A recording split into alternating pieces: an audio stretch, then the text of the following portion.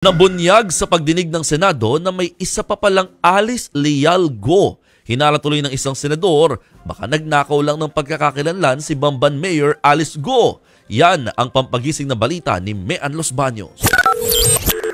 Dalawang Alice Leal Go pero magkaiba ang itsura. Yan ang ipinresenta ni Senator Risa Ontiveros sa pagpapatuloy ng pagdinig ng Senado tungkol sa nirid na Bamban Pogo Hub. Ang nasa kaliwa ay ang alkalde ng Bamban Tarlac, habang kapangalan naman niya ang isa pero ibang-iba ang kanilang mukha. Galing ang mga impormasyong ito sa kanila mismong NBI clearance. Parehas din ang birthday ng isang Alice Leal Go sa idineklarang birthday ni Mayor Go sa kanyang dokumento na July 12, 1986. Kapwa rin sila ipinanganak sa Tarlac.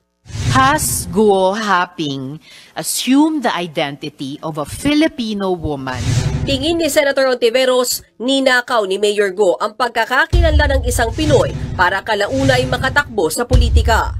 Sino po ang babaeng ito na may pangalang Alice Leal Guo pero hindi kamukha ni Mayor? Nasaan na po siya ngayon? Malinaw na sa hindi bulag o nagbubulag-bulagan, iisang tao lang, si Mayor Alice Guo at si Guo Huaping. In fact, it appears that the name Alice Guo was stolen from a Filipino. Hindi lang citizenship ang ninakaw, pati identidad ng isang kababayan natin.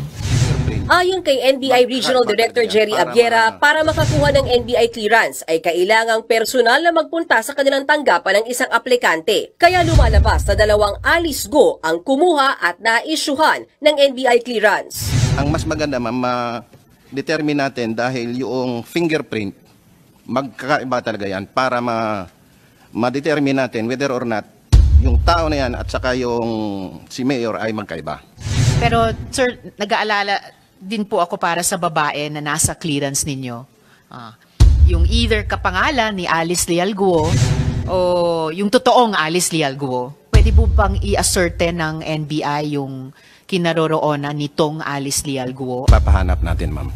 Hiniling na rin ni Ontiveros sa NBI ang biometrics sa suspended Mayor Go at ni Guo Huaping ang sinasabing Chinese identity ng alkalde para maikumpara ang kanilang fingerprints. Hindi naman madepensahan ni Mayor Go ang sarili dahil absent siya sa pagdinig. Sa ipinadala niyang sulat sa Senado, sinabi ni Go na hindi siya fit na maging resource person. Sa totoo raw, nakakaapekto na ang stress at anxiety sa kanyang physical at mental health na dala ng mga malisyosong aligasyon. Pero hindi bumenta sa komite ang mga dahilan ni suspended Mayor Go, kaya agad ipinag-utos si Senator Ontiveros na mag-issue ng sabina laban kay Go at sa kanyang pamilya para mapilitan silang dumalo sa mga susunod na pagdinig. Kasama na dyan ang kanyang 4 na mga kapatid. Babala pa ni Ontiveros, oras na umabsent ulit sa hearing si Go, ipapakontempt niya na ito.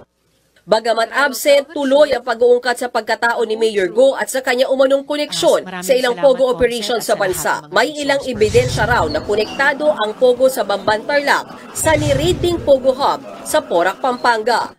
Mayor Alice certainly likes having friends in high places. Hindi po basta-basta ang mga kaibigan niya.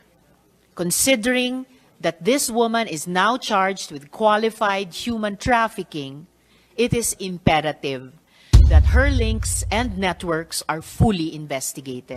Samantala, inendorso na ng Philippine Statistics Authority sa Office of Solicitor General na ipakansela ang Certificate of Live Birth ni Mayor Go. Oras na mangyari ito, magiging dagdag na ebidensya raw ito sa co-warrant to case laban sa alkalde. Posible rin siyang maipa-deport.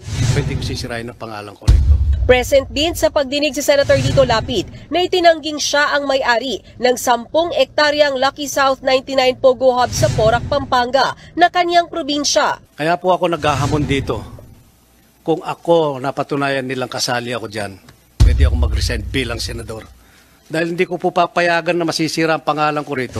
Magkakaroon pa ng pagdinig ang Senado sa mga susunod na araw. Nagbabalita mula sa Frontline, Mean Los Baños, News 5.